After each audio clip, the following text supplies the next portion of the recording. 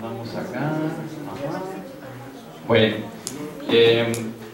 para retomar la hebra de donde estábamos, no sé si hay algún comentario, alguna duda, alguna crítica. Bien, si no es el caso, entonces vamos a seguirle. Entonces, estábamos cerrando esta lista de preguntas que tenemos que hacernos para la identificación de los problemas. Y lo pongo en términos así tan abiertos, en términos de preguntas. Recuerden que hay una diferencia notable, muy notable, que siempre ha existido entre el modelo educativo, y se ve sobre todo mucho en la educación elemental, entre el modelo educativo mexicano y el modelo educativo que tienen los gringos.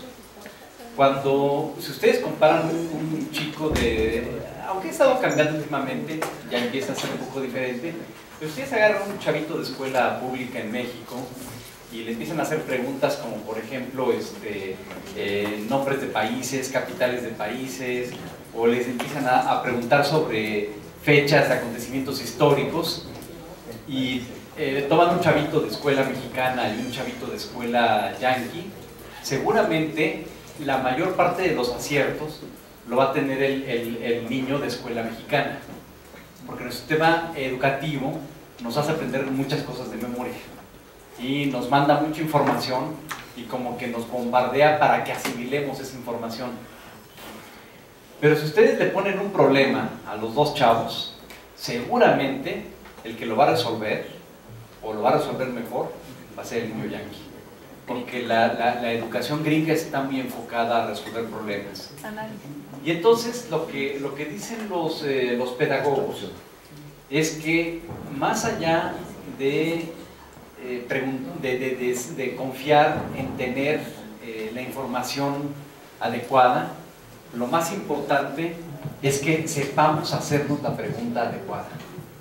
Entonces, en el esquema, digamos, más moderno de educación, lo que se busca no es que la gente tenga mucha información, y de hecho, pues para eso está el Google. O sea, hoy en día, cualquier dato que ustedes quieran obtener, pues no cualquiera, pero por lo menos el 99% de los datos que ustedes les interese tener al momento, los van a encontrar en Google. Y el otro 1%, de ese 1%, yo creo que la mitad, lo encuentran también en Google sabiendo buscar bien. Entonces, es una parte muy pequeña de la información que podemos tener como necesidad de nuestra vida diaria, la que no podemos encontrar hoy en día, porque Google se ha convertido en algo mucho más allá que una macrobiblioteca. O sea, es impresionante el poder de la herramienta. Entonces yo diría, no debemos preocuparnos por información, debemos preocuparnos por qué buscar. Y para saber qué buscar, tenemos que hacernos la pregunta adecuada. Si nos estamos haciendo la pregunta errónea, nos vamos a ir por otro camino. Y si nos entretenemos navegando entre jueguitos y demás cosas, pues peor tantito todavía. Entonces tenemos que tener claro qué es lo que queremos y qué es lo que necesitamos buscar. Y necesitamos plantearnos muy bien las preguntas clave, las preguntas pertinentes, las preguntas adecuadas. Entonces, la identificación de los problemas, yo prefiero dejárselos a ustedes más bien como una lista de preguntas. Y a esta lista de preguntas, agréguenle todavía otras preguntas que para ustedes sean importantes. Y ya una vez que definieron esas preguntas, encontrar las respuestas va a ser relativamente fácil. Y ese es uno de los esquemas que les puede servir para trabajar, y esto puede ser tanto individual como grupalmente. Entonces nos vamos a uno de los elementos que yo les decía que puede servirles para darle magnitud a un problema. Y este concepto es el concepto de la línea de base. Es decir, cuando hacemos un diagnóstico, generalmente nos van a dar o indicadores o datos duros, pero ¿qué quiere decir esa información? Lo importante acá es que nosotros sepamos cuál es la magnitud del problema que tenemos. Entonces, por ejemplo, aquí tenemos un ejemplo respecto de que en una población se dice que hay una alta incidencia de morbilidad y mortalidad infantil en un determinado momento. Bueno, ¿qué quiere decir eso? Bueno, eso quiere decir que la morbilidad está en 125 por cada 1000 niños nacidos vivos, o la mortalidad está en 10 por cada 1000 nacidos vivos. Entonces, ¿qué nos sirve esto? Esto es muy importante, porque en un momento dado, si tenemos este indicador en el caso de la mortalidad infantil, y sabemos que nosotros estamos ubicados en los 10, estamos en este rango, y nuestra población está en este punto, bueno, aquí lo importante es ver cuál es la media regional. Si la media regional es de 9, entonces estamos en una situación peor que la región. ¿Cuál es nuestro objetivo? ¿Alcanzar a la región o la media nacional? Y si la media nacional, o incluso en un momento dado internacional, es de 7, entonces la magnitud de nuestro problema es este. Es esto lo que tenemos que resolver. Estos son los puntos que tenemos que avanzar. Y entonces tenemos una capacidad de comunicarlo mucho más sencilla.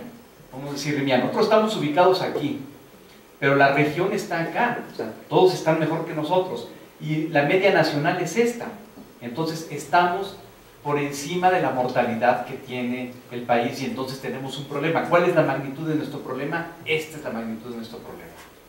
Esto es lo que tenemos que ver: cómo le invertimos recursos, le invertimos tiempo, le invertimos en capacitación, armamos alguna estrategia, contratamos a alguien, contratamos más doctores, más enfermeras, capacitamos a las parteras, en fin, ya empezamos a poder generar una serie de ideas que nos puedan ir permitiendo encontrar una solución a un problema que ya tenemos cuantificado.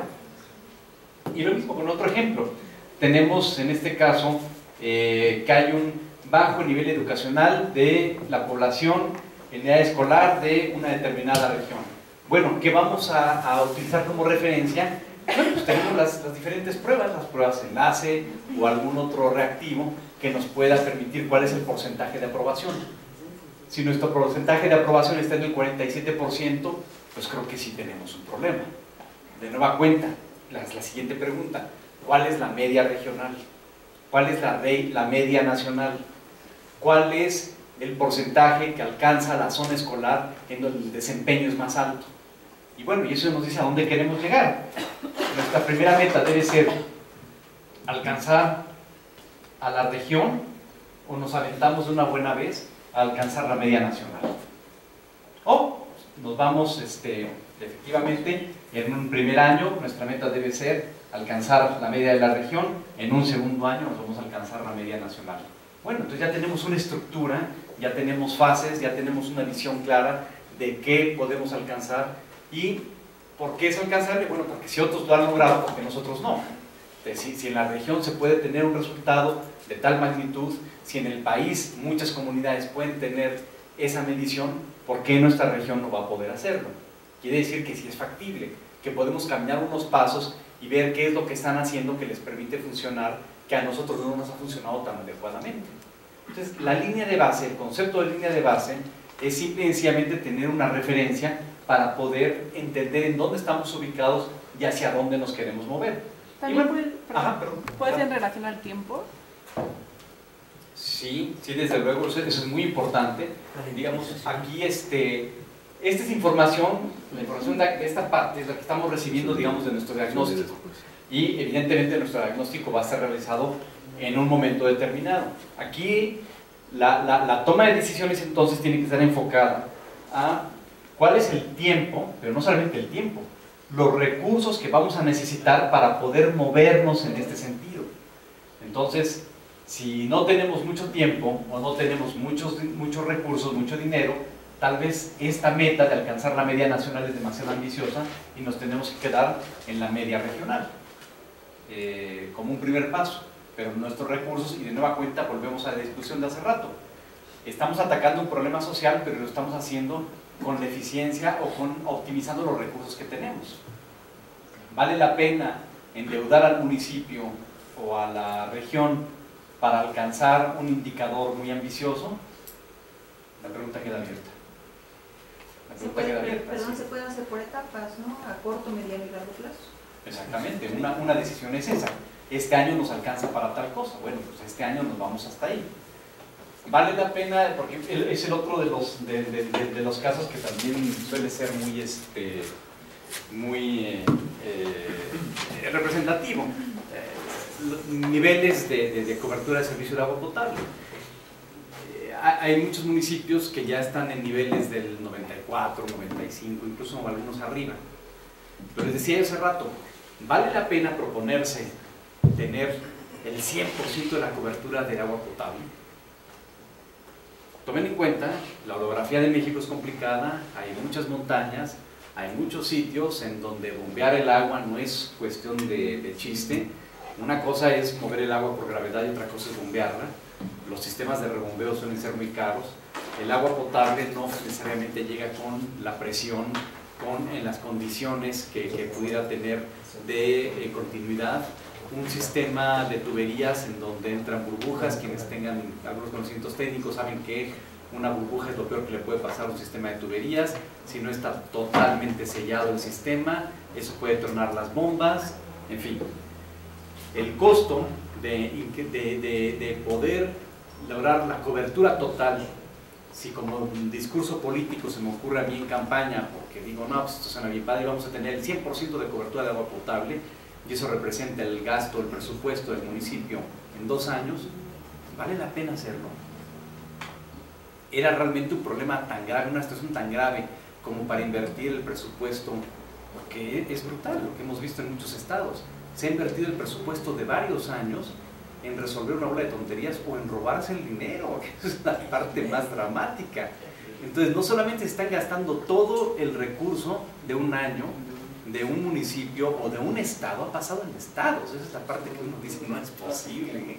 El recurso, el ejercicio fiscal de 2 o 3 años, se lo han gastado en tonterías, endeudando al Estado, contratando deuda por cantidades impresionantes, y la infraestructura no se ve por ningún lado, y la resolución de los problemas menos aún. Entonces la toma de decisiones ahí también es muy importante.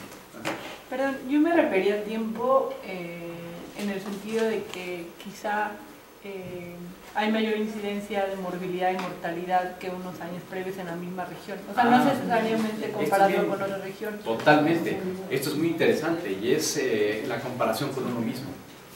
No solamente efectivamente. Aquí lo importante de una línea de base es que generalmente vamos a buscar una referencia en el exterior, pero hay muchos casos y muchas situaciones en donde no vamos a tener una referencia externa. Son problemas o son situaciones que son muy de la región, muy de la localidad, y entonces lo que necesitamos es compararnos con nosotros mismos. ¿Cómo estábamos hace 5 años? ¿Cómo estamos ahora? ¿Y cómo queremos estar dentro de 5 años? Y ahí, por ejemplo, eso cuenta muchísimo para cuestiones presupuestales, porque en muchas instituciones es importante valorar qué tanto se destina para gasto corriente y qué tanto para gasto de inversión. Y muchas de esas instituciones no tienen una institución que les sirva de punto de comparación, porque son oficinas que tienen un trabajo muy específico. Bueno, pero entonces, ¿qué es lo deseable? Hace 20 años el 95% era gasto corriente y solamente teníamos 5 para gasto de inversión u otros gastos. Entonces, en este momento, ¿cómo andamos? Tenemos 90-10, ¿cómo queremos andar? Bueno, pues nos conviene tal vez un 85-15, bueno, esa debe ser nuestra meta, tener un 15% de nuestro gasto anual para gasto de inversión y entonces sí acceder a otro tipo de tecnología, a otro tipo de comodidades en cuanto a la infraestructura con la que disponemos para estar trabajando. ¿Qué tanto necesitamos entonces como gasto de inversión? Posiblemente no encontremos un punto de comparación porque no encontramos ninguna oficina que se nos parezca, pero nos podemos comparar con nosotros mismos. Entonces sí, definitivamente la comparación con uno mismo es bien importante y yo diría incluso es fundamental, es parte del monitoreo, que vamos a hablar un poquito más adelante. Entonces, bueno, esto nos obliga a hablar de la famosa población objetivo. Y la población objetivo, decíamos hace rato, siempre como que hubo una tentación de hacer políticas públicas, sobre todo política social, de manera universal, y esto no es realmente lo más eficiente. Es muy importante focalizar los programas, pero entonces, tiene una complejidad, porque viene la siguiente pregunta, bueno, ¿y cómo se focalizan, no? Entonces tenemos que encontrar realmente cuáles son los grupos a los que debemos atender. Por ejemplo, estamos hablando de que si hay incidencia de morbilidad y mortalidad infantil en una población, entonces ¿con quién debemos trabajar? Vamos a trabajar con los adultos mayores, estamos hablando de mortalidad infantil, pero no es suficiente. Tenemos que definir cuál va a ser nuestra población objetivo. Y aquí en este caso es la propuesta, bueno, niños menores de 1 año y que pertenezcan a hogares de bajos ingresos de la población específica. Entonces, aquí el punto es que sabemos que la incidencia de la mortalidad o de las enfermedades en niños generalmente lo vamos a encontrar, y eso es parte de la información que tenemos que recabar en cuál es el rango de edades en donde está sucediendo esto, y segundo, cuál es el tipo de familias en donde se está presentando esto. Y generalmente entonces hacemos un corte, bueno, el rango de edad es tal, es menores de 1 año. ¿Cuáles son el tipo de familias? Pues no está pasando en las familias de clase alta o de clase media, están pasando en las familias de bajos ingresos. Entonces ahí es donde tenemos que focalizar nuestra política, bien sea porque nos acerquemos a esas familias, porque lleguemos con campañas de salud, o porque les demos incentivos para que ellos visiten el centro de salud de la localidad y entonces recibir la atención, la orientación, el diagnóstico médico o lo que corresponda. ¿Para qué evitar mortalidad que se puede evitar efectivamente, o la persistencia de enfermedades que pueden ser controladas? En términos de un programa de educación, decimos, tenemos bajo nivel educacional de la población en edad escolar de una determinada región. Entonces ya aquí tenemos pistas, ya tenemos una información que nos dice de una determinada grupo de la población que está en edad escolar y de una determinada región. Entonces hacemos un corte, decimos, bueno, ¿cuáles son los chicos que es población en edad escolar? Pues los definimos, y esto es una discusión que tiene que hacer. Aquí la propuesta es los niños entre 6 y 18 años. Pueden ser niños de entre 5 años, que no, ahí habrá que ponerse de acuerdo. Incluimos a chicos hasta 19 años, también. Pero digamos aquí es un ejemplo del corte que podemos hacer. Entonces hacemos un corte en cuanto a criterio de edad. Primer criterio, entonces punto de referencia, la edad, y es importante, lo habíamos visto en el caso anterior también. El punto de referencia, el criterio de selección primero que surgió fue la edad. Luego tenemos otro punto de referencia, otro criterio que ya lo utilizamos aquí, niveles de ingreso bajos. Acá igual, escasos recursos, entonces no toda la población. Primer corte por edad, segundo corte por niveles de ingreso. Tercer corte, aquí sí es importante. De la región, ¿no? Área geográfica, exactamente. Sabemos que el problema está localizado en una zona, pues no nos vamos a trabajar a todas partes. Nos vamos a hacer un corte ahora por ubicación geográfica. Pero incluso tenemos información que nos permite tomar otra decisión, que son los niveles educativos. Tenemos información respecto de los rendimientos que se tiene en ciertos planteles. Bueno, vamos a trabajar solamente en esa región, pero solamente en aquellos planteles que están reportando los niveles bajos. Entonces vamos haciendo nuestro corte y nos vamos a quedando cada vez con menos, una población más pequeña, más focalizada, pero en donde la política que hagamos va a tener mayor impacto. Y esa es la racionalidad, la población objetivo. Definir la población objetivo no es fácil, pero el ejercicio es ese, que ustedes vayan definiendo cuáles son los criterios. Si es un criterio como lo hemos planteado aquí, empezar por edad, pero puede ser también por sexo. Si va a ser un criterio en términos de niveles de ingreso, o en términos de actividad productiva, o en términos de ubicación geográfica, si es en la cabecera o es en las comunidades, o es solamente en aquellas comunidades que están cercanas a una zona donde hay cierto tipo de explotación industrial que puede estar generando algún tipo de contaminación.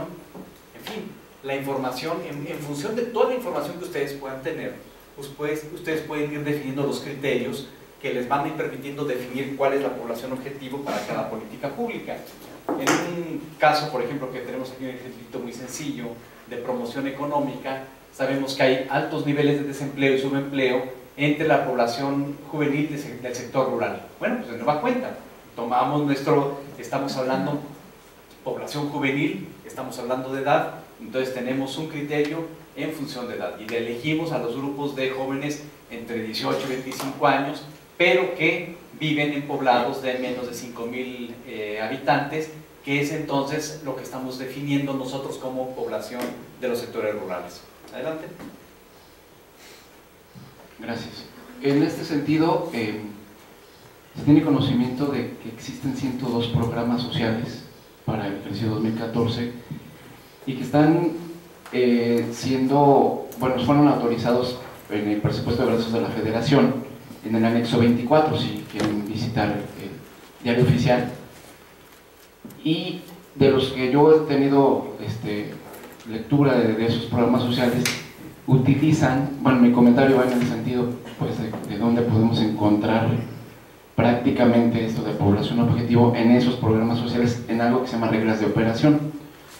En esas reglas de operación existe un apartado que se llama población objetivo y normalmente la justifican con datos históricos, es decir, estadísticas de entidades oficiales, como es el INEGI para el tipo de población y como es el Coneval, quien tiene 8 dimensiones u 8 variables por las cuales clasifica el nivel de pobreza de la población. En este caso algunos son y se refieren a la vulnerabilidad de la población, ¿no? Para que puedan ser candidatos a ser población objetivo. Un ejemplo puede ser que una de las dimensiones con que mide la pobreza es aquellos que tienen un sueldo menor al estándar que ciertos cálculos que ellos hacen, que le llaman media, ¿no? Una media de pobreza, ¿no? Pueden ser vulnerables también por el grado de estudio, pueden ser vulnerables también por la mala o escasa calidad de vivienda. Entonces son 8 dimensiones, se llama evaluación multidimensional. Entonces nada más como referencia, ¿no? Donde podemos encontrar esos ejemplos de dónde y cómo se aplica, ¿no? Exactamente, eso es bueno y además yo lo que recomendaría es que sobre todo para quienes tienen oportunidad o más flexibilidad en cuanto al diseño de sus propias políticas, en algunos de quienes trabajen, digamos, directamente en organismos del Estado, pero sobre todo a nivel municipal, porque hay mucha más flexibilidad, definir sus propios parámetros, definir sus propios criterios en función de la información que esté disponible. Pero sobre todo esto es muy importante, sobre todo que a nivel de gobierno local, gobierno federal pues es imposible, el gobierno federal sacan las tablas con los parámetros, con los criterios, por ejemplo los criterios generales de política económica, no los consultan con nadie, Hacienda los pone porque se les antojó. Claro, tienen sus cálculos, tienen todo un estudio atrás, pero no consensan ellos con nadie. En cambio a nivel de localidad, quienes tengan la oportunidad, yo lo que les recomendaría es que hagan estas discusiones para definir estos parámetros. Esto que decíamos ahorita, tienen que ser los menores de 1 año o los menores de 15 meses o los menores de 18 meses. Van a ser los de 6 años o los de 5 años o los incluimos desde 4 años. Van a ser los chicos entre 18 y 25 años o los ponemos desde los 16 años. En fin, esas son preguntas importantes y en la medida en que hay consenso en esos parámetros, ya de entrada el tejido de la política pública está siendo mucho más estructurado, es mucho más incluyente y de alguna forma u otra están ustedes poniendo bases mucho más sólidas para poder ir haciendo un trabajo en donde van a tener mucha mejor respuesta por parte de todos los involucrados. Perdón. Ajá. ¿Puede ser una población objetivo más amplia? O sea, un municipio, la población de un municipio o de un estado. En su totalidad. Es un poco lo que decíamos hace rato, porque hay mucho la tentación a hacerlo en ese sentido, pero yo sí comparto, aunque es un debate abierto, ¿no? Hay quien no está a favor. Yo personalmente, yo sí estoy a favor de focalizar sobre todo la política social, hacer una focalización. Hacer políticas universales es bien complicado, ¿no? Pero quizás sí es o sea, algo, un aspecto más de tipo ambiental que tenga un impacto sobre toda la población. Ah, bueno, ahí es diferente, ahí puede ser diferente. Sin embargo, o subgrupos de población objetiva. Aún así, las políticas ambientales no nos impactan a todos de la misma forma. Incluso, recuerda que, por ejemplo, cuando están en los dos casos extremos, las áreas protegidas, siempre hay un núcleo, una zona regional que le llaman un núcleo básico, y luego una zona que le llaman... de amortiguamiento. Exactamente. Y entonces el manejo es diferente, y ya la periferia tiene un manejo todavía distinto. Entonces, si tú estás en la zona de amortiguamiento, ya no puedes tener el mismo trato que si estás en la zona que está ya en la periferia de esa zona protegida.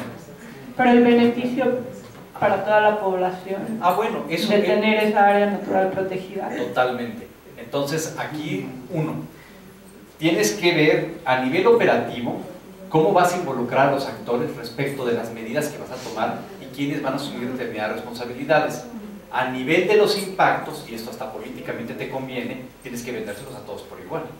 Claro, siempre va a haber alguien que se beneficia más que otro, pero tú en la parte de los impactos sí puedes distribuirlos a todos por igual, eso se vale. ¿Y pueden haber subgrupos de población objetivo o nada más uno? Puede haber. O sea, porque quizá es una política de información y eso va a toda la población, o una de capacitación y nada más va a las zonas que están rodeando esa área natural protegida que permite cuidarla, por ejemplo. Aquí la decisión es si debe ser la misma política pública o deben ser dos políticas públicas diferentes. Esa más bien sería la pregunta. De que se puede, se puede. Pero tal vez te conviene separarlas. Tal vez no debe ser la misma estrategia y tal vez debes tener una estrategia con un grupo y con una otra estrategia con ese subgrupo que hablas específicamente. Todo es esa discusión.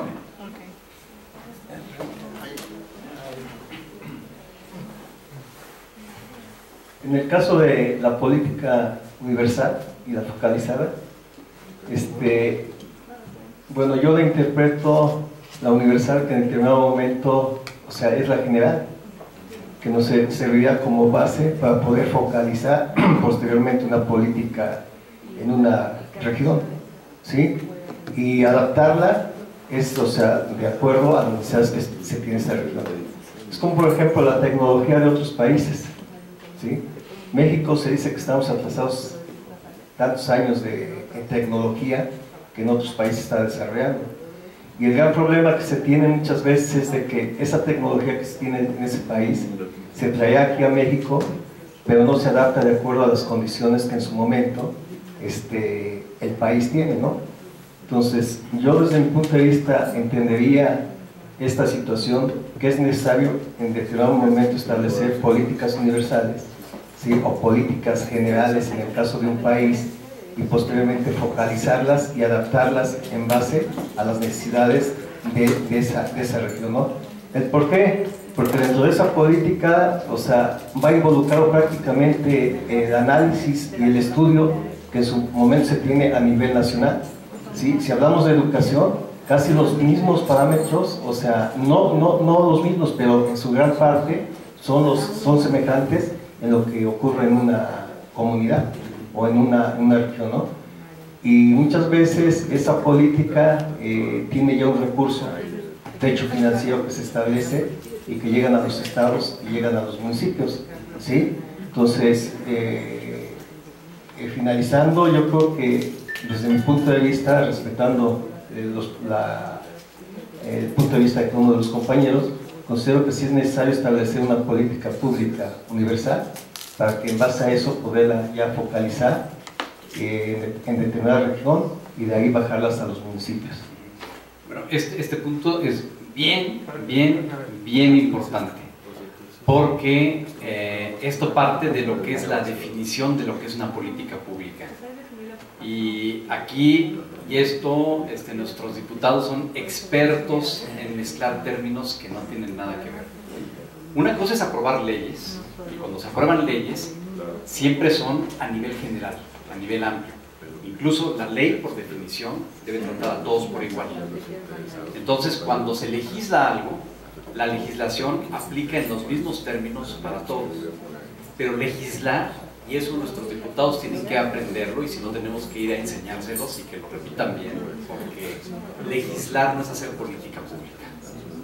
Las políticas públicas es la operación derivada de la inspiración de la Constitución y de las leyes principales, aterrizadas en un programa de acción específico, bajo ciertos parámetros que incluyen un análisis de la situación, una toma de decisiones de acción, una implementación, y todo un proceso de implementación y un proceso de evaluación. La política pública es eso. Otra cosa, si no son esas cuatro cosas, no es política pública. Y la ley es lo que le da el marco general, en donde se define cómo se va a trabajar ciertas cosas y cómo se van a normar y regular otras. Por ejemplo, hablábamos hace rato de cómo vamos a disponer del espacio público. Una cuestión es la forma como lo legislemos, y otra cosa es cómo lo hagamos operativo. Cuando lo hacemos operativo, ahí aplicamos la política pública. Cuando damos los lineamientos generales, ahí sí estamos legislando, y estamos llegando al gran acuerdo de legislación que nos permite entonces sí operar políticas públicas. Pero entonces aquí efectivamente la precisión sería, porque si el discurso de nuestros políticos nos lleva a pensar en eso, que nuestros diputados hacen política pública. Los diputados no hacen política pública, los diputados legislan, y legislan con una metodología que les obliga a legislar a todas las partes por igual. Pero se supone que la parte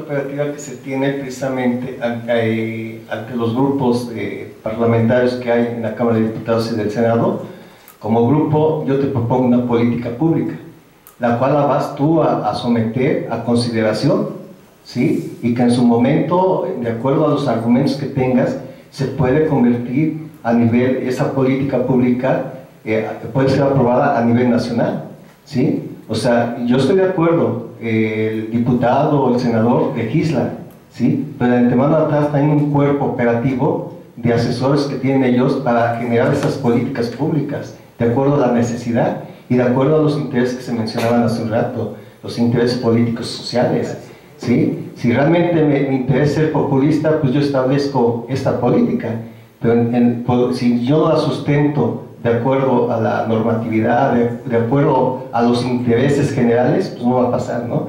Yo creo que esa política pública entra como inicio y posteriormente son las iniciativas, o son dentro de una Cámara de Diputados, esa política pública se conoce como iniciativas de ley, ¿sí? Que son las que se aprueban prácticamente ahí, ¿no? Entonces, yo tengo entendido eso, que una política pública, o sea, se legisla, ¿sí? Y lo que comenta usted, realmente es cierto.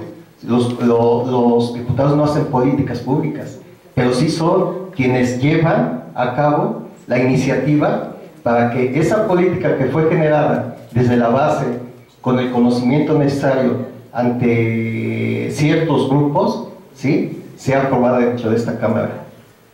De nueva cuenta, yo insisto, legislar es tomar acuerdos generales de cómo se deben hacer ciertas cosas, pero la política pública viene en un rango a nivel de terreno de juego. O sea, la política pública ya es la acción precisa.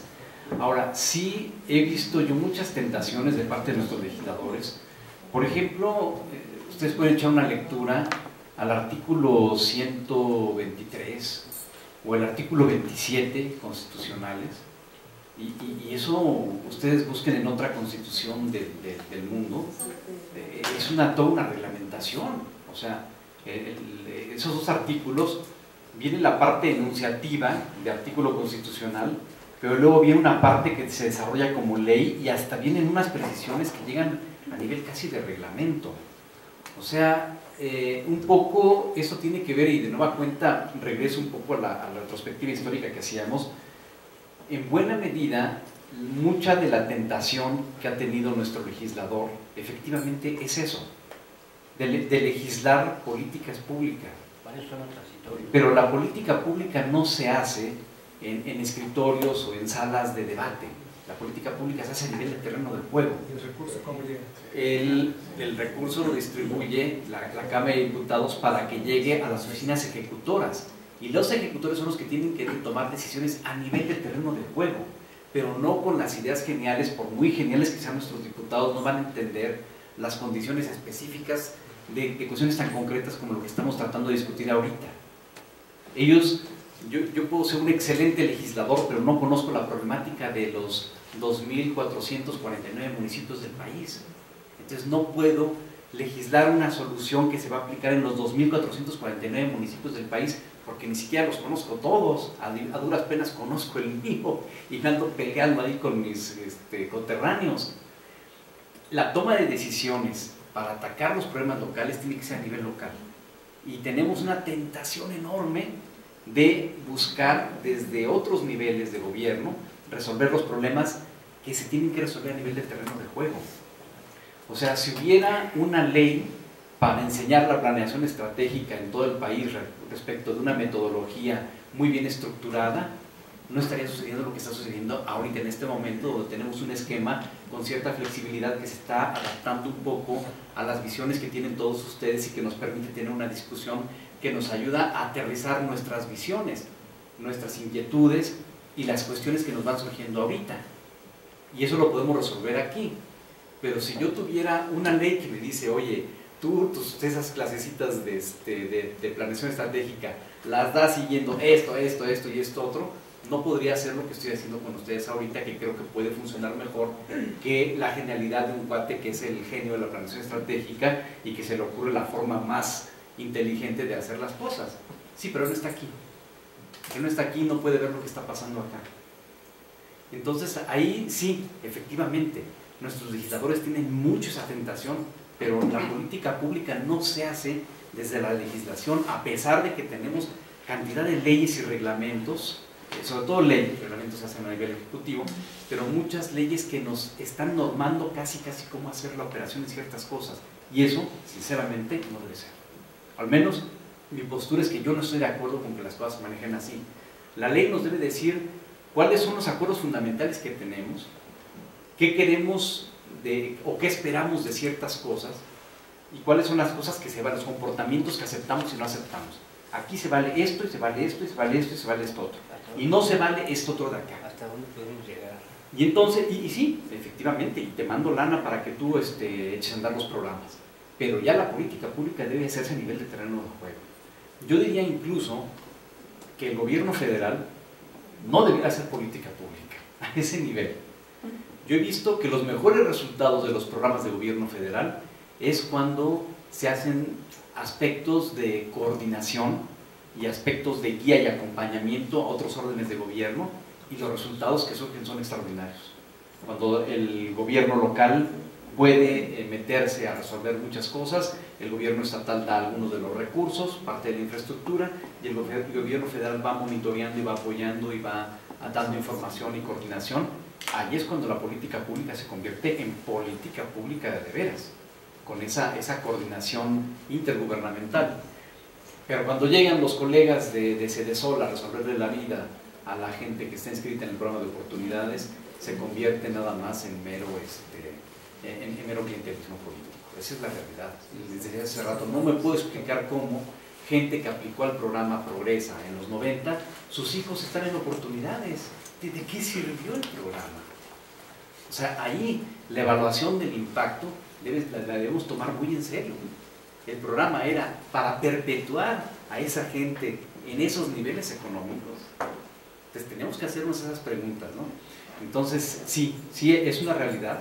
A nuestros legisladores les encanta hacer eso, quieren hacer eso, pero no es su rol. Y es muy importante lo que ellos hacen, pero la política pública se tiene que hacer mucho más a nivel de terreno de juego. ¿Había otra opinión por acá? Sí, un poquito abundando en ese sentido. Creo que tenemos una confusión también, incluso los ciudadanos, porque pues todos escuchamos más de esos dos poderes. Recordemos que son tres poderes, ¿no?, de la Unión: el legislativo, el ejecutivo y el judicial.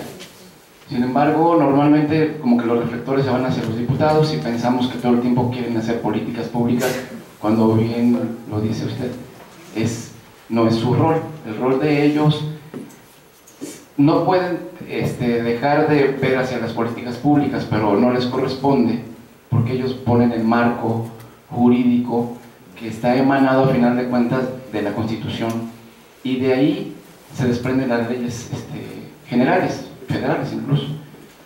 Pero los que aplican, hasta ahí llega, digamos que su poder, el poder legislativo, pero la parte ejecutora es el poder ejecutivo.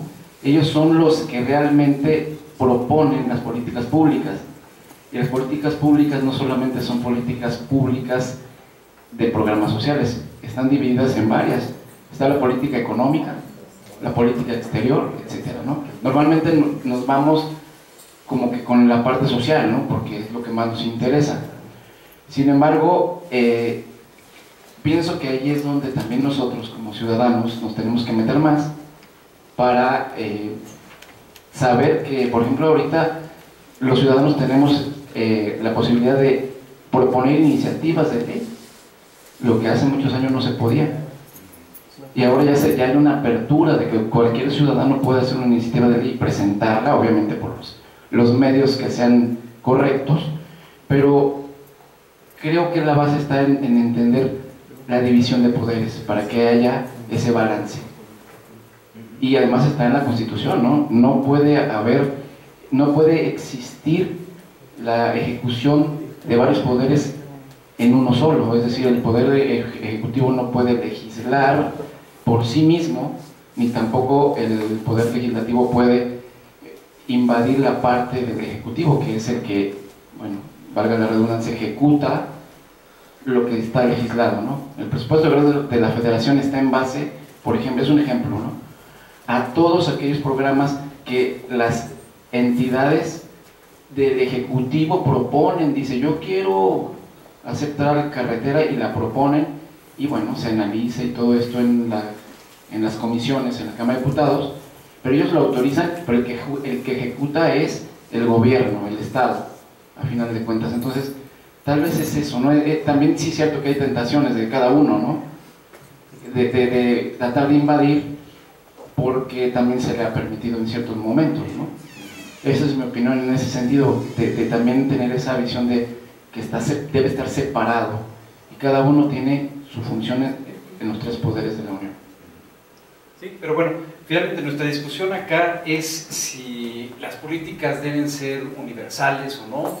Pues bueno, yo creo que es un debate abierto.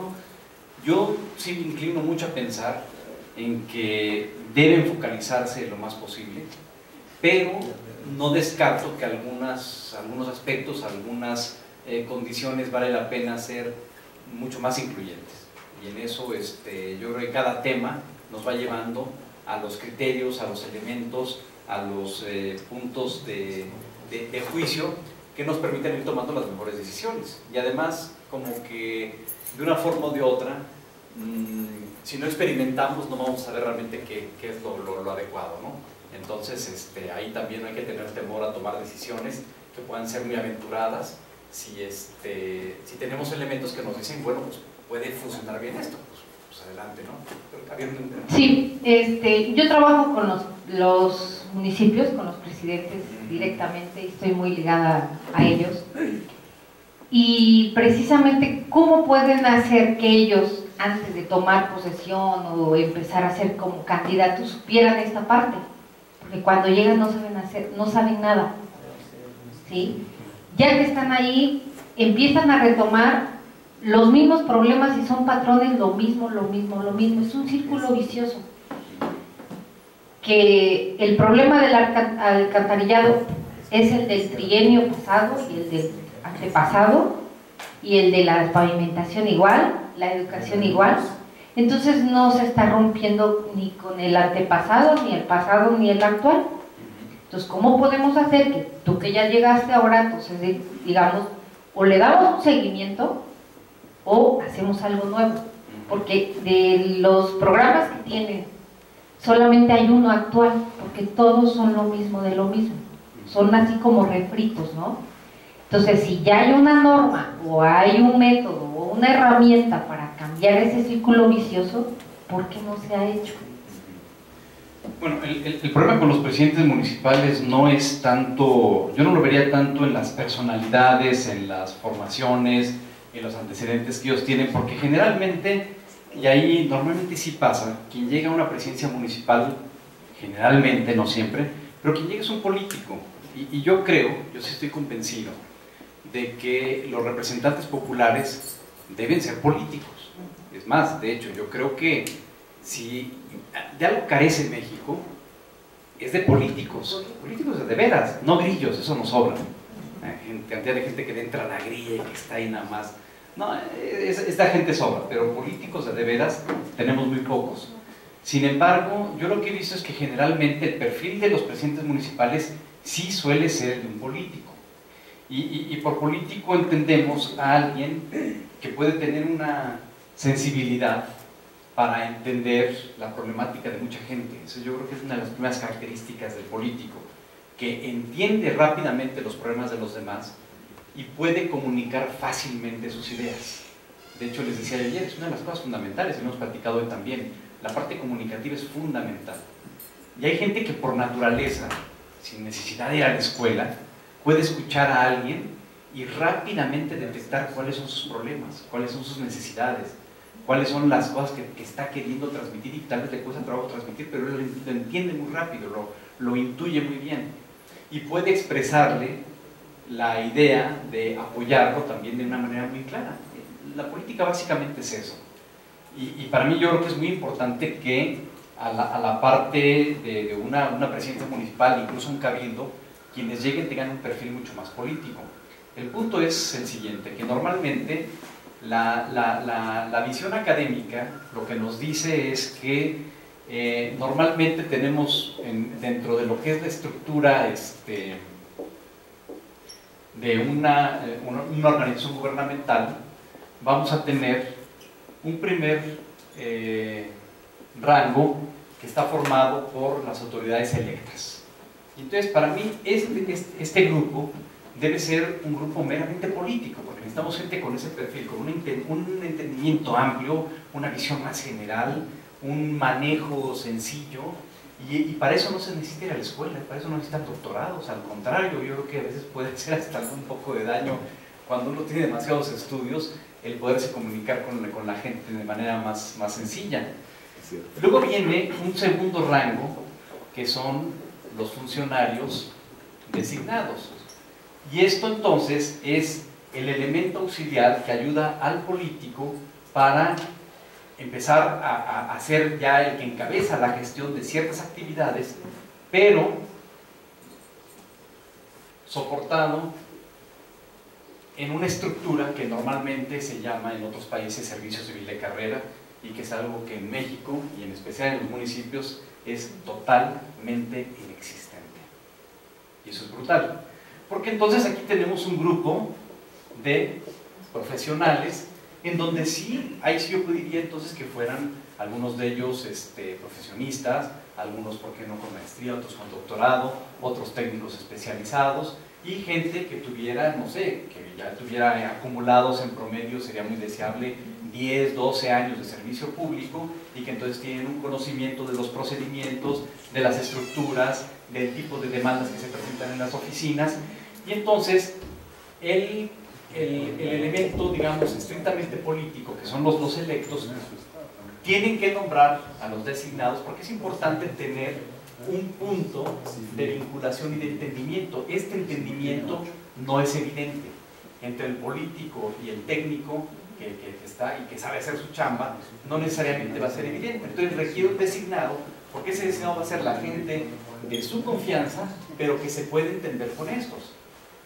Y entonces normalmente lo que vamos a encontrar es que hay una primera jerarquía marcada por los electos, una segunda jerarquía marcada por los designados, y a partir de la tercera jerarquía entonces tiene que aparecer el servicio civil de carrera, el cuerpo profesionalizado. Pero ¿qué pasa en los municipios? Que efectivamente después de los electos viene la primera jerarquía de designados, lo cual está bien. La segunda jerarquía es de designados, lo cual, bueno. La tercera jerarquía es de designados. La cuarta jerarquía es de designados. Y el que lava los baños también es designado por el presidente municipal. Y eso es brutal. Eso es brutal porque entonces no tenemos los incentivos adecuados para consolidar un cuerpo administrativo. Ahora, Los municipios, estoy poniendo un ejemplo radical, pero en gobierno federal pasa lo mismo. En gobierno federal el esquema que se echó a andar para profesionalización y para servicio de carrera es un sistema bastante malo, mal hecho, mal pensado, y todo artículo 34, digo, para quien conoce la ley, puras excepciones, contrataciones de 6 meses, el jefe directo es el que tiene buena parte de la decisión del que se va a contratar y que va a someterse a un concurso, y una serie de elementos que sirven de candados para que no llegue la gente más adecuada a las posiciones importantes que requieren un perfil técnico. Ahí sí donde les podemos pedir una licenciatura, una maestría y un doctorado. Ahí sí podemos exigirlo. Entonces tenemos que los grupos políticos, al tener la designación de prácticamente buena parte de los rangos jerárquicos operativos, entonces tienen todo el control de la estructura. Y entonces por eso se vuelve tan importante. Entonces el problema no es que el perfil del presidente municipal no sea el adecuado, el problema es que el diseño organizacional, el diseño institucional que tienen nuestros municipios es bastante deficiente, porque no permiten generar un servicio civil de carrera, no permiten generar un cuerpo profesionalizado que se convierta en el grupo de expertos que saben atender la función pública local. Y entonces, ¿qué hacen? Pues todos se lo deben a su manager, todos le deben lealtad al presidente municipal o al regidor que tiene allí influencia. Y entonces, ¿cuál es el resultado? El resultado es que no tenemos la gente más adecuada y tampoco tiene la fuerza como para decir, oye, yo tengo 10 años trabajando en esto y yo te puedo decir que lo que me estás proponiendo no es lo más adecuado. ¿Por qué? Pues porque acaban de llegar igual que el jefe. Entonces aquí no es una cuestión de que sean buenos, sean malos, de que en México no generamos funcionarios públicos de alto nivel. Lo que pasa es una cuestión de sistema. Yo he conocido cantidad de funcionarios públicos que en el gobierno pues subsistían y no se la llevaban, de pronto alguien los ve y dice, este cuate tiene talento, se los llevan a la anestía privada y son unos gerentes de primera. Una persona con unas capacidades organizativas y productivas impresionantes, pero porque le dieron los elementos para poder hacerlo y porque tuvo la estructura y la organización que le permitía proyectar su capacidad, su creatividad, sus potencialidades de innovación. Y entonces él se mueve como pez en el agua en un ambiente que institucionalmente le permite hacerlo y no en una jaula. Adelante. Gracias. Un poquito apoyando la idea de la compañera, tengo una pregunta, pero ¿sí valdría la pena que tuvieran, digo, como un requisito, un curso de planeación? O sea, vamos, sé y entiendo muy bien lo que usted nos dice, y creo que, porque además es lo que está existiendo, pero si cambiáramos un poquito el paradigma y por lo menos que tuvieran este tipo de preparación, o sea que, vamos, es difícil, ¿no?, pensar en eso porque estamos acostumbrados a eso, pero si tuvieran en su perfil por lo menos que dijeran, bueno, quiere ser candidato, bueno, un curso, ¿no?, ojalá ya existiera. Su opinión, ¿cuál sería? Porque yo sé lo que usted nos está diciendo y creo que es lo que existe ahorita, vamos, es a lo que ya estamos acostumbrados, pero ¿cuál sería su opinión en el sentido de que, ok, con todo respeto, tal vez es un líder campesino y maneja masas, pero también, ¿por qué no un curso inicial para ser presidente municipal, ¿no? Por ejemplo, ¿no? Claro, pero ahí lo que estaríamos haciendo es un poco lo que decíamos hace rato. Estamos atendiendo el síntoma, pero no la enfermedad. Yo diría, sí está bien, desde luego que es deseable. Si tenemos un esquema en donde todo depende de las decisiones que se toman desde acá y todo va a operar en el sentido de lo que se toma acá, mi primer impulso es, bueno, pues controla de acá. Sí, pero estamos atendiendo el síntoma y no la enfermedad. La enfermedad es la ausencia de esto. Esa es la parte estructural. Entonces, de nueva cuenta, como ejemplo de nuestra visión estratégica, ¿cuál es el problema de fondo? El problema no es que dependemos de la personalidad del electo y de la capacidad y de su formación y de su historial y de su actitud para que el municipio funcione muy bien y vamos a jugarnos la apuesta. o el problema es que institucionalmente, organizacionalmente, no hemos creado el perfil de estructura administrativa que requiere el municipio en México. Y entonces yo lo que me diría sería eso.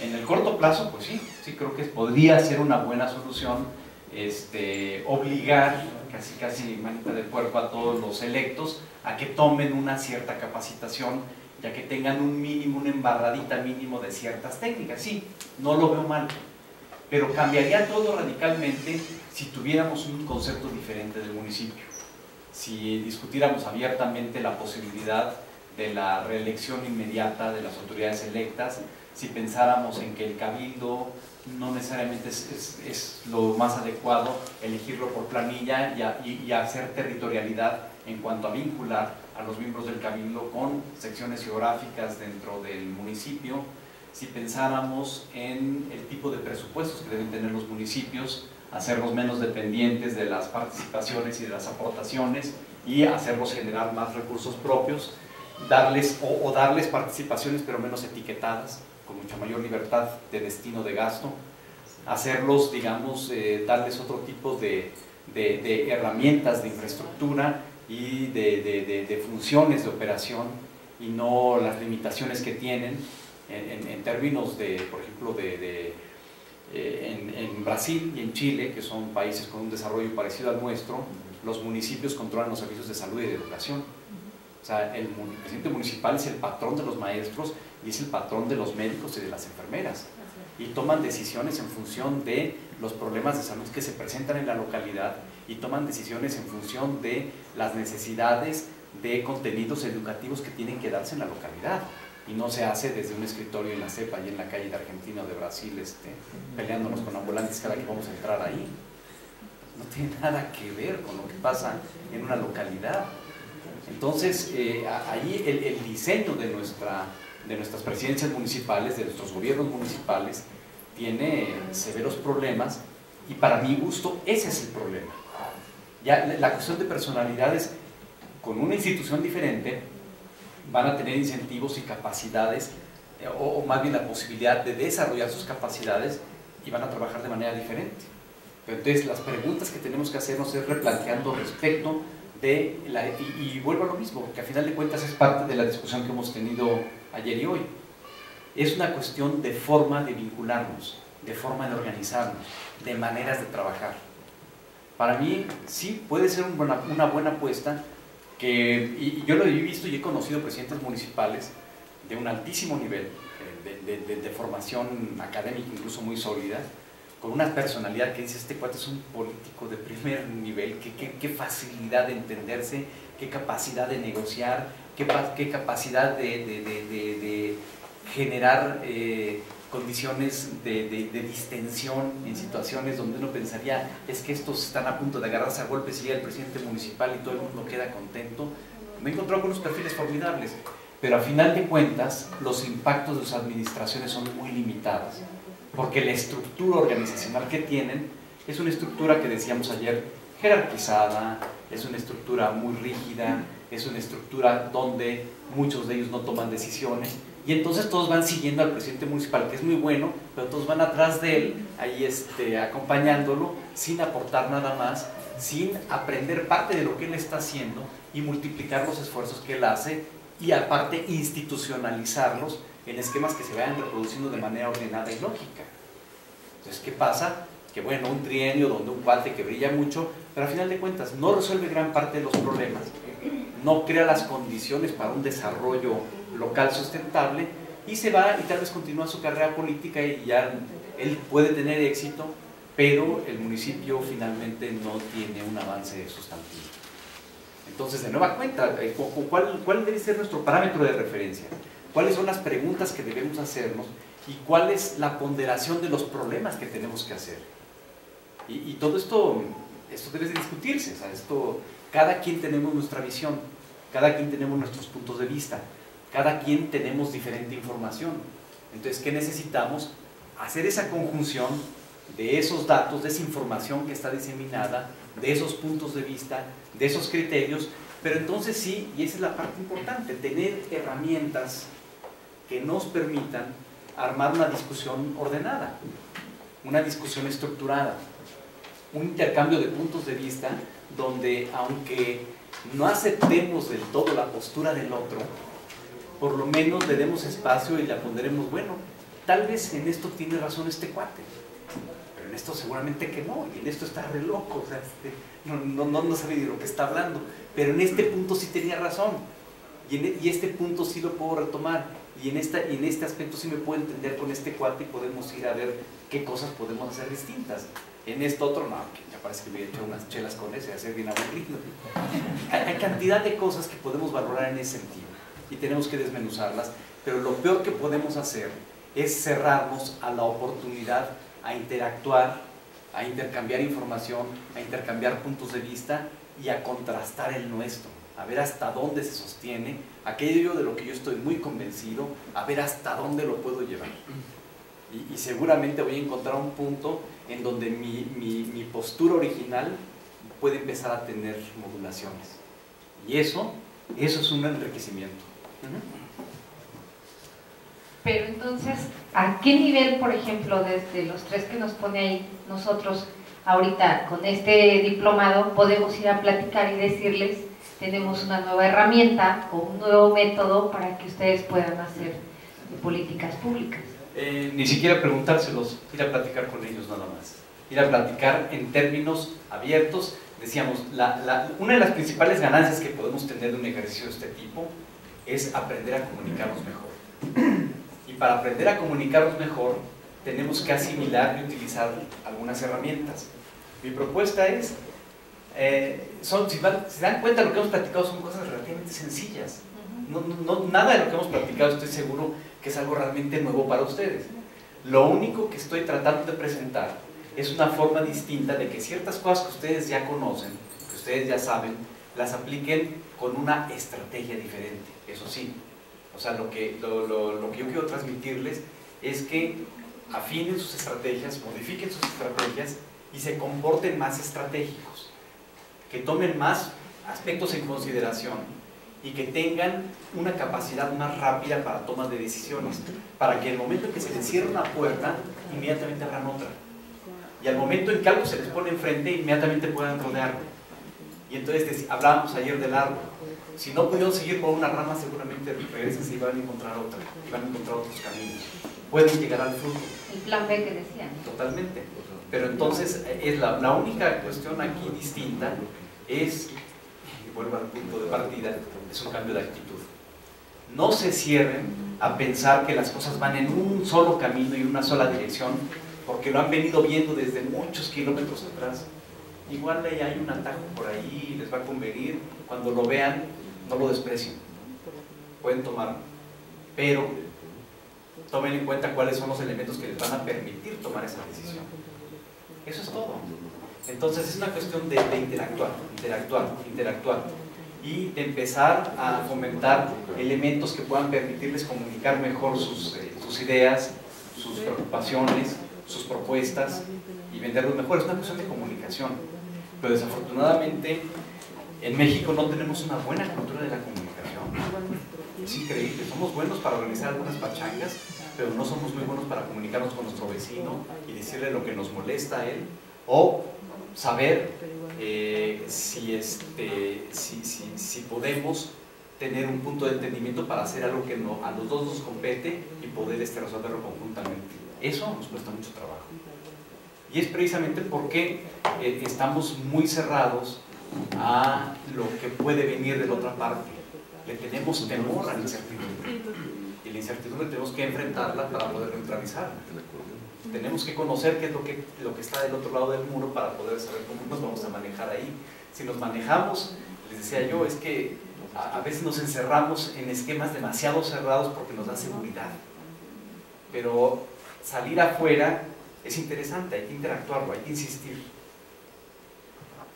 Bueno, si quieren, vamos a seguir con esto porque me interesa mucho que platiquemos estos tres puntos: el árbol de problemas, el análisis de actores y los indicadores de gestión. Son tres herramientas bien interesantes. Y la primera tiene que ver con esta ponderación que hacíamos de los problemas, las causas y los efectos. En resumen, yo les diría que un problema se explica por sus causas. Ya más o menos platicamos esto, ya pusimos algunos ejemplos, pero es bien importante tener claro que una situación que se presenta en un momento dado, en un lugar determinado, se va a explicar por muchas cosas que van a estar diseminadas en el tiempo y en el espacio. Entonces, no podemos cerrarnos a una sola causa, siempre va a haber muchas causas, siempre vamos a hablar en plural de causas. Y evidentemente los efectos también siguen ese sentido. Entonces yo diría que un problema se mide o se pondera por sus efectos, no por las causas. Por ejemplo, es una cuestión a veces puede ser tramposa, pero yo diría que cualquier problema se puede medir hasta incluso en términos monetarios y cuestión de que hagan el ejercicio. La gran mayoría, pero hay gente que dice que no, que hay cosas que no se pueden medir o que incluso no se deben medir en términos monetarios.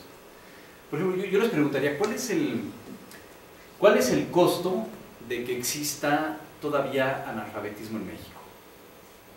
Productivo. ¿Cuánto? Producción, productivo, o sea, se vuelve... Yo les pediría el costo en pesos. Costo en pesos. ¿Cuál es el costo en pesos de que todavía exista analfabetismo en México? Miren.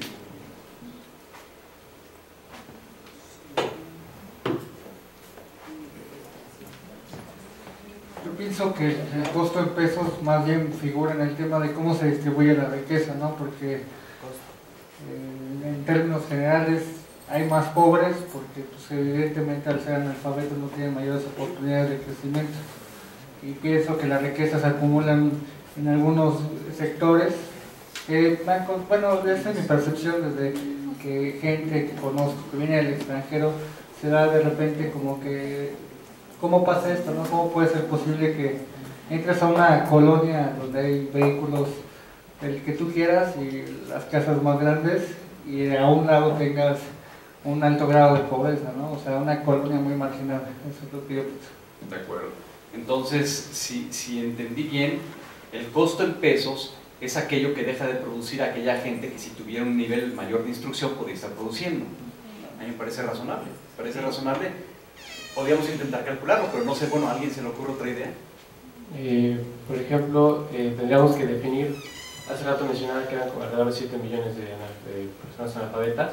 Tendríamos que medir también qué edades tienen. Por ejemplo, si ya forman parte de la población económicamente activa, cuánto estamos dejando de percibir por esas personas que pueden estar produciendo un ingreso.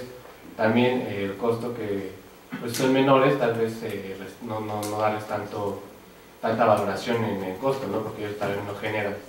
Entonces, de limitarlos y de la población económicamente activa, pues se puede tal vez sacar un promedio con salarios mínimos, algo así, de cuánto está dejando de producir, cuánto está dejando de circular en la comunidad, digamos, por sus pagos. Por salario tal vez se podría medir. De acuerdo. A ver, creo que por acá había otra idea.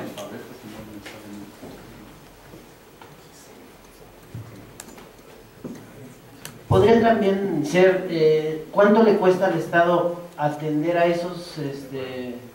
esas personas con programas sociales. Totalmente. Una forma como yo me iría muy rápido a medirlo sería ¿cuánto nos ha costado el INEA durante 40 años? Ese es uno de los costos que ha provocado el hecho de que haya analfabetas en México. Pues en términos del ahorro, ¿no? Exactamente, del ahorro. Ahora, pero si por ejemplo le preguntáramos esto a un vendedor de libros, él nos diría, bueno, pues es que entonces son 7 millones de potenciales consumidores que no me compran libros, que no los pueden leer, simple y sencillamente. Entonces, bueno, un poco a lo que quiero llegar es a que no hay una sola forma de medir las cosas, y de nueva cuenta volvemos a esta visión de que hay muchas formas de visualizarlas, hay muchas soluciones a muchos problemas, hay muchas respuestas a un mismo planteamiento, y va a depender mucho de qué es lo que nos está interesando. Nos interesa falta de producción, nos interesa gasto de gobierno, nos interesa el desarrollo de cierto tipo de negocios. Todo eso nos va dando respuestas diferentes. Bueno, y en ese sentido, yo planteo otro escenario. ¿Cuál es el costo de tener 40 millones de paisanos en el otro lado y que no estén aquí? Si estuvieran acá, ¿cuál sería el costo para la nación? O beneficio Si en términos productivos. Si tuviéramos la capacidad o incluso hasta la intención de absorberlo, pues lo que platicábamos hace rato. ¿Qué pasa con estos migrantes? ¿Por qué algunos migran del campo y se van a las ciudades aparentemente huyendo del campo? ¿Y por qué unos migran del campo mexicano al campo gringo, donde los tratan peor, pero les pagan más? Entonces ellos en su ecuación están ponderando, ¿qué es mejor? ¿Que me traten bien y me la paso bien con mis cuates o ganar más? Y muchos dicen, pues voy a ganar más. Y se la juegan por ese lado, se juegan hasta la vida. Entonces, cada quien toma sus decisiones en función de lo que puede ser prioritario en un momento dado. Pero aquí lo importante es que tan productivos como son allá, pueden serlo aquí. Entonces la pregunta que tenemos que hacernos es, ¿por qué esos jornaleros agrícolas son tan productivos allá y por qué no son tan productivos aquí en México? Ahí es donde está la pregunta clave. Mira, bueno, esto puede ser unos comentarios. Yo he tenido el gusto de emigrar a los Estados Unidos y a Canadá. Obviamente ya se le pasa uno todo el tiempo pensando en México y en la familia y trabajando en condiciones como usted quiera, ¿no? Pero nada más una cosa, por ejemplo, a veces y el mexicano es de los mejores trabajadores allá, muy reconocido, porque solito se presiona. Y nada más le he de decir que sí, yo me quedé pensando un día que dije, bueno, este día gané $110 y el dólar estaba como a 12 pesos. Lo multipliqué y dije, chingados, 1,300 más, ¿no? Cuando en México pues son 140 pesos, ¿no? Eso sí es en mi comunidad, porque hay otras que les pagan mucho menos. Entonces ahí y aparte de eso, por ejemplo, yo llegué ahí a vivir con los contratados. Yo no gastaba nada, me daban techo, como les dan a todos los que van contratados, ¿sí? La alimentación pues te cuesta $50 a la semana, ¿sí? Entonces ya de los conocidos que se van año con año, yo veo que hay gente que si se quedara aquí, pues simplemente no iba a poder hacer nada en la vida, ¿no? Ni siquiera una vivienda. Sin embargo, pues yéndose jornaleros medio año, pues aquí tienen su casita bien hecha, tienen a sus hijos estudiando, y bueno, pues el costo pues es que pues están distanciados de la familia, ¿no? Y obviamente, mire, ¿por qué la gente es tan productiva allá? Porque ya tú no estás pensando en el cansancio, estás pensando en cuántos dólares te estás ganando, ¿sí? Entonces vas como maquinita. Y yo le puedo decir que la gente ya, las 10 horas que le paga el patrón son las 10 horas que trabaja, ¿sí? Ahí no están con que con un descansito ni nada de eso. O sea, realmente le voy a decir una táctica que nos aplicaba a nosotros. Yo estuve trabajando en un restaurante de un señor que era retirado de guerra italiano, jubilado, y yo nada más veía que de repente llegaba y se ponía a gritar palabras altisonantes, ¿no?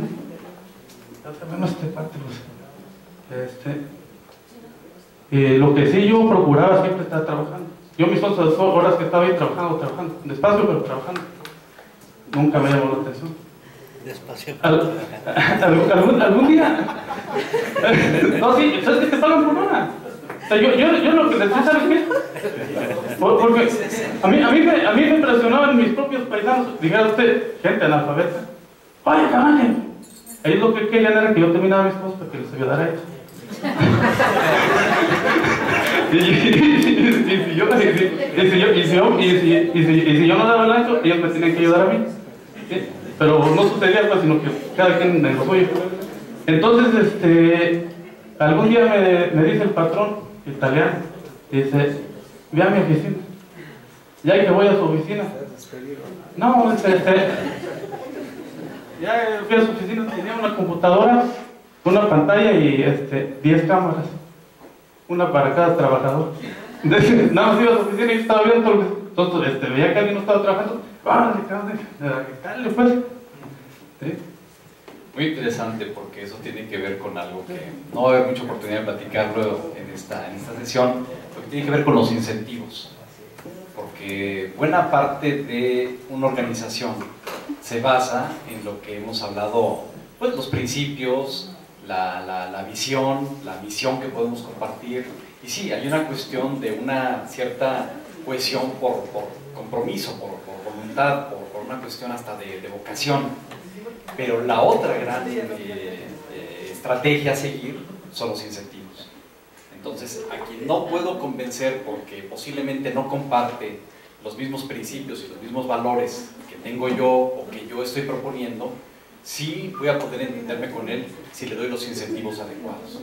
Y la parte de los incentivos dentro de una organización es una cuestión fundamental. Y de nueva cuenta, lo veníamos diciendo ya desde ayer, en la iniciativa privada, en el ámbito de los negocios, el llegar al incentivo es muy fácil porque generalmente el incentivo es ganar más, es una ganancia monetaria. Entonces es relativamente fácil establecerlo. A nivel de gobierno, a nivel de sector público es un poco más difícil, pero hay muchas posibilidades y hay muchos esquemas para generar incentivos muy interesantes. Es un punto, si da tiempo, podríamos platicar un poquito al respecto. Me quiero ir rápido con esto porque sí me interesa que agotemos este ejemplito de lo que es el árbol de problemas. Y el árbol de problemas, ustedes lo van a ver en términos de lo que son la parte de las causas. Entonces yo pongo el problema aquí en medio. En este caso mi ejemplo es un bajo nivel educacional de los jóvenes. Y entonces veo que el ejemplo está demasiado simplificado, pero es estrictamente como una cuestión ejemplificativa. Entonces, por un lado podemos tener causas que son imputables al propio sistema educativo. Y entonces tengo una familia de causas en el sentido de las fallas o la ineficacia del sistema educativo. Pero por otro lado puedo tener una serie de causas que son externas al sistema educativo, que es en un medio ambiente que es poco favorable para promover el estudio. Entonces, por el lado del sistema educativo, yo puedo tener problemas con los profesores, posiblemente mal preparados, poco comprometidos, las razones que ustedes quieran. Puedo tener problemas también con el diseño de los planes y de los programas de estudio. Puedo tener un problema de infraestructura también, que haya pocos cupos o que no haya la infraestructura necesaria para poder desarrollar las actividades educativas de manera más o menos adecuada. Pero entonces, por otro lado, tengo una serie de problemas que tienen que ver con lo que está fuera del sistema educacional. Entonces, ya de entrada, esta división es importante porque hay problemas internos y problemas externos. Y ustedes tienen que visualizar muy bien cuáles son los problemas que les competen a ustedes directamente y los que indirectamente, sin ser su responsabilidad, están influyendo en los resultados que ustedes están obteniendo. Entonces, esta parte es muy importante también saberla valorar. En este caso, por ejemplo, un poco estímulo dado al estudio, un alto grado de hacinamiento, el darle una importancia poca a la educación, o en el caso de algunos chicos que tienen necesidad de trabajar desde muy jóvenes. Entonces, todo eso lo que tenemos que tener en cuenta como las causas de nuestro problema. Y yo diría, esto pues es un ejemplito extraordinariamente simplificado. En el ejercicio que ustedes intenten hacerlo, yo les diría, váyanse a varios niveles de causas y váyanse a muchas problemáticas. Todavía puede haber otras problemáticas. Dependiendo de las circunstancias en las que ustedes estén trabajando, pueden tener cantidad de elementos. Pero aquí lo importante es que ustedes hagan este mapa mental de acomodar y estructurar sus ideas en términos de cuáles son las secuencias y los elementos que están influyendo para que ustedes tengan o para que se dé la situación o el problema que ustedes están abordando. Y por otro lado, entonces nos vamos para arriba. Cuando estábamos acá abajo y ahora si nos vamos a la parte de arriba, vamos a ver cuáles son los efectos. Y entonces podemos estructurar también, hacer el ejercicio de hacer nuestra causa de efectos, que en este sentido sería, por ejemplo, en una primera instancia, pues si hay un bajo nivel educacional, pues seguramente vamos a tener una inadecuada inserción social. ¿Y esto qué significa? ¿Se detiene ahí el asunto? En principio yo creo que no, que podemos encontrar que tenemos una baja inserción laboral por un lado, podemos tener alto grado de alcoholismo, alta incidencia de drogadicción, podríamos incluso incluir aquí cuestiones como caer fácilmente en grupos de crimen organizado, etcétera, etcétera, etcétera. Y luego, ¿se detiene ahí? No, no se detiene ahí. Si hay una baja inserción laboral, que tenemos un problema de bajos ingresos, por el lado de el chico en sí, pero también tenemos un problema de bajo nivel de productividad, lo que decíamos hace rato con el analfabetismo. Efectivamente, es uno de los problemas que se va a generar. Si la gente no tiene un adecuado nivel de educación, sus capacidades productivas se van a ver altamente limitadas. Y por otro lado, ¿esto se detiene aquí? Pues no, puede haber altos índices de delincuencia, altos índices de violencia, y entonces hay una serie de problemas. Entonces, yo que les decía hace rato, decía, el problema se explica por sus causas. Lo podemos presentar en función de, está pasando todo esto y estamos teniendo este problema. Sin embargo, yo no lo vendería por sus causas. Yo no diría, este problema es que el monto del problema está en que no tienes suficiente presupuesto aquí y tienes que subirlo un poco más para tener más. No, yo lo que diría es, espérame, este problema se mide por los efectos. ¿Cuál es el promedio de ingresos que tiene este grupo de gente que está por debajo de la media nacional? Ahí va un monto. Segundo monto, ¿cuál es el costo en productividad que tenemos? ¿Cuáles son el tipo de inversiones o el tipo de negocios que no se pueden desarrollar en la región porque la gente no tiene las capacidades adecuadas o porque tienen que traer de fuera a la gente con esas capacidades? Y otro más, ¿cuál es el costo que nos está generando la inseguridad y la delincuencia? Esto es el costo del problema. Yo no diría otra cosa. Yo lo vendería así porque aquí es donde voy a encontrar curiosamente los montos más elevados. Y entonces, si aquí, si le echamos números, están dejando de percibir ingresos, en un sector de la población, digamos, por 10,000 millones de pesos. La productividad nos está incidiendo en otros 20,000 millones de pesos. Y la delincuencia nos está generando un costo de 40,000 millones de pesos. Aquí tenemos un problema de aproximadamente 70,000 millones de pesos. Para acabar pronto. Entonces, para atacar las causas, ¿qué requieres? Tranquilamente puedes invertir esos, ponen unos 70,000, pero te ofrezco que le entres con unos 60,000 millones de pesos. Y eso ya es una forma muy distinta de plantear los problemas. Entonces ustedes tienen un margen de negociación mucho mayor que si están pichicateando un incremento del 1% en la parte de infraestructura y de una promoción y una campañita para que métete a la escuela, inscríbete y demás, y cuánto nos cuesta eso, pues te va a costar 200,000 pesos, pues aunque son buenos. Váyanse a lo grande, váyanse a lo grande. La gente que vende los grandes proyectos los vende de esta manera. Se van a los efectos, se van a lo grande, suban las cantidades grandotas y dicen, esto es lo que necesitamos.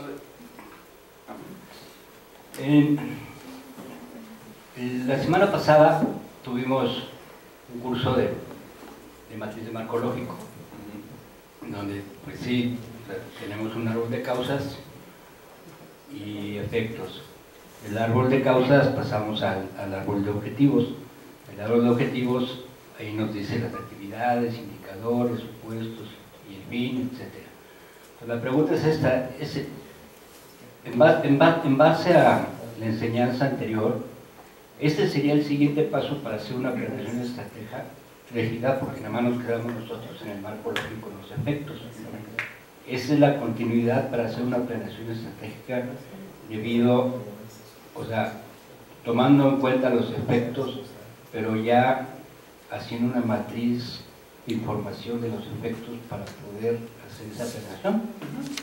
Totalmente. Aquí, recuerden que habíamos visto ayer, a ver si la encuentro relativamente rápido, habíamos visto un cuadrito, Cuando hablamos de planeación estratégica, lo que queremos ver es, uno, en dónde estamos parados. Entonces ya hablamos de cuál es nuestra situación actual, ya hablamos de un diagnóstico, ya hablamos de un análisis FODA, ya vemos que tenemos algunas herramientas que nos van a permitir comunicar cómo es que estamos percibiendo la situación actual. Y segundo, ¿a qué queremos llegar? Entonces las herramientas que estamos viendo ahorita son las herramientas que nos van a permitir decir cuáles son los escenarios deseables y posibles a donde podemos llegar con las acciones que pretendemos echar a andar. Entonces, la matriz de marco lógico lo que les va a permitir es estructurar muy bien las acciones para poder tener efectivamente una coherencia, una lógica, una racionalidad respecto de las acciones que van a estar integrando. Que es un poco lo que estamos viendo acá, cómo vamos a ir definiendo objetivos, metas, actividades específicas a realizar. Es el siguiente paso del marco lógico. Exactamente, es la ejecución. O sea, la planeación estratégica es cómo, de alguna manera, vamos a echar a andar esos proyectos, esos programas, esas acciones de política pública, ya con una racionalidad mucho más amplia y mucho mejor estructurada. Entonces, bueno, de aquí yo quisiera pasar a las soluciones. Entonces, las soluciones deben atacar las causas, deben atacar los determinantes y deben valorarse en función de los efectos, es decir, de los costos que están produciendo. Yo les diría a ustedes, valoren siempre, cuantifiquen un problema en términos de los efectos que está produciendo. Decíamos hace rato, el analfabetismo se valora en función de aquello que deja producir la gente que tiene ese bajo nivel de instrucción. El analfabetismo tiene un costo en términos de otro efecto, la necesidad del gobierno para tener que resolver ese problema. Entonces la inversión y la creación de una institución como el INEA y que ha durado gastando presupuesto durante 40 años. El analfabetismo puede tener impactos en aquellos negocios que no se pudieron realizar porque la gente que no sabe leer no puede comprar cierto material que es indispensable que la gente lea para poder consumirlo. En fin, los enfoques pueden ser diferentes, pero lo importante es que ustedes logren hacer una cuantificación que les permita comunicar adecuadamente la magnitud de lo que se está hablando. No es lo mismo que ustedes digan, es que es un gran problema eso, a que digan, es un problema que nos está representando 50.000 millones de pesos al año. Pero para calcular eso, no es tan fácil tampoco, ¿no? Para eso existen los actuarios. O sea, no es cuestión de que nosotros nos metamos a hacer eso. Ahí hace rato decíamos, bueno, tu toma de decisiones tiene que ser en sentido de, ¿lo hago yo? ¿O me conviene asociarme con alguien? ¿O me conviene contratar a alguien que me ayude a hacerlo? Pero yo tengo que decirle qué es lo que quiero. Primero tengo que conceptualizar qué es lo que necesito. Y entonces, ya que sé por dónde puedo ir, entonces puedo traer un experto que me ayude en ese sentido. De acuerdo. Yo te digo cómo. Cuesta, también no me cuesta. Bueno, los costos se reflejan de manera cualitativa y cuantitativa.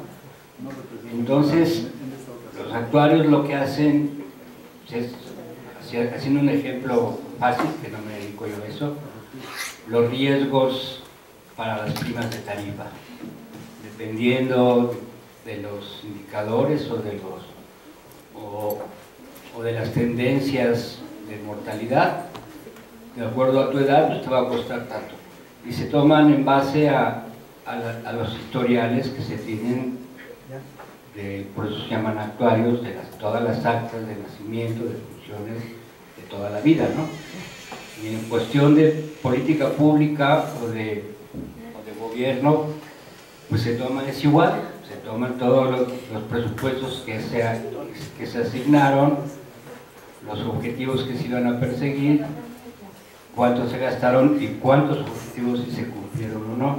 Entonces hay herramientas de matemáticas para hacer modelos matemáticos para que te pueda decir cuánto te va a costar y cuál es el beneficio, si elevas el costo o la asignación presupuestal. O sea, es una tendencia también. Y de nueva cuenta, la recomendación aquí es de qué nos sentimos nosotros capaces de hacer, qué es lo que realmente sabemos hacer mejor.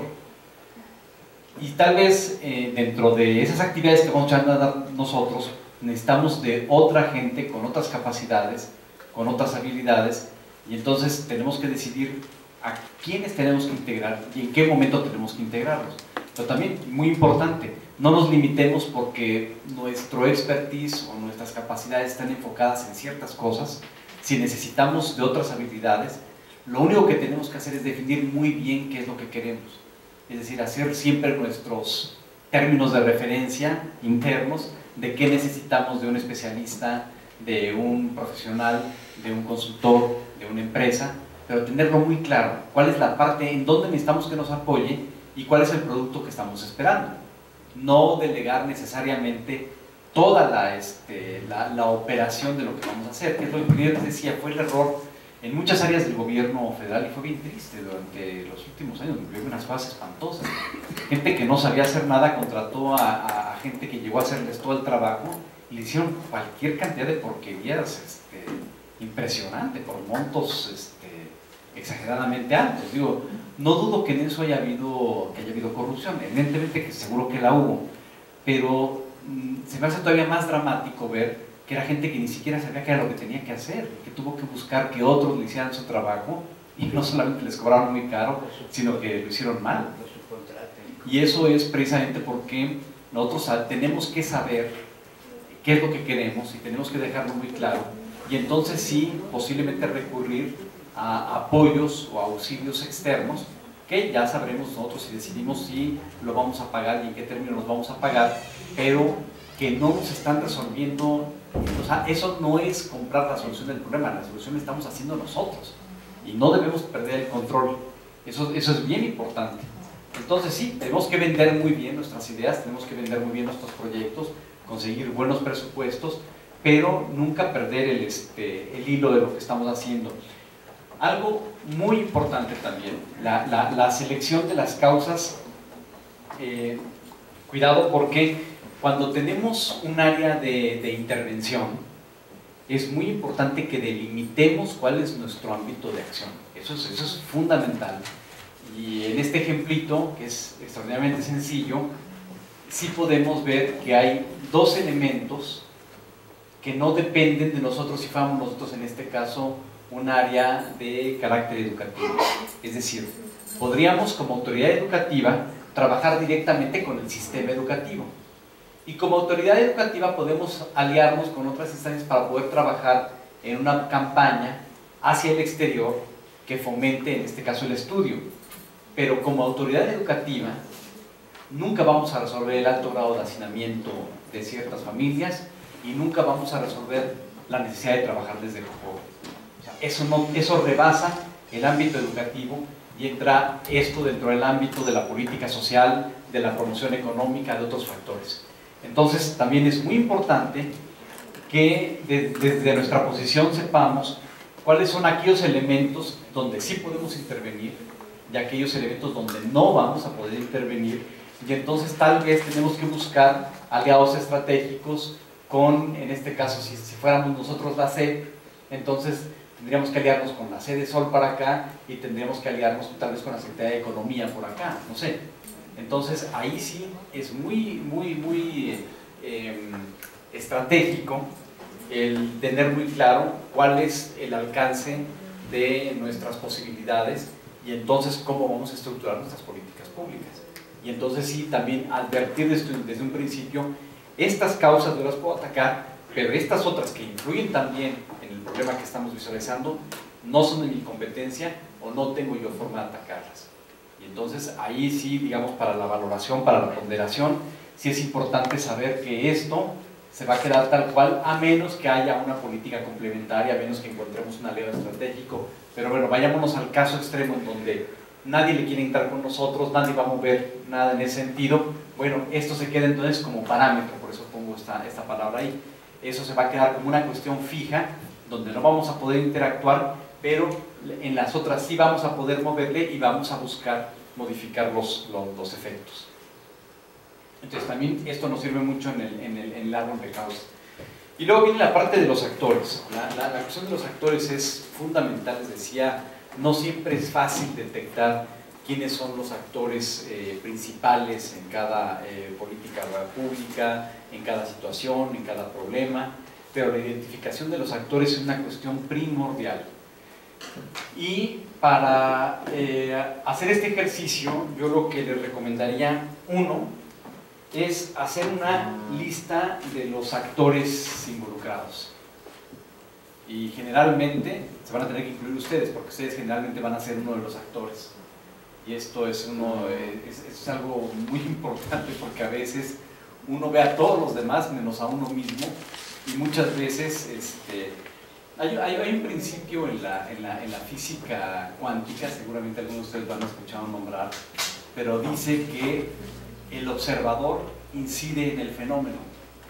Y esta fue una de las discusiones que tuvieron algunos científicos. Por ejemplo, la postura de Einstein era en principio opuesta a eso, él decía que no, pero luego la gente que desarrolló todas las ideas de la mecánica cuántica y demás demostró que efectivamente el observador incide en el fenómeno. Y hay un experimento clásico por ahí que se realizó, exactamente Max Planck, y hacen un efecto con una partícula y depende de la posición que tiene el observador en el fenómeno, si la partícula pasa por un lado, por el otro o por los dos. Y entonces ahí ya el principio de incertidumbre empieza a ser una cosa impresionante. Pero bueno, esas son otro tipo de complicaciones que afortunadamente nosotros no tenemos que meternos en ellas.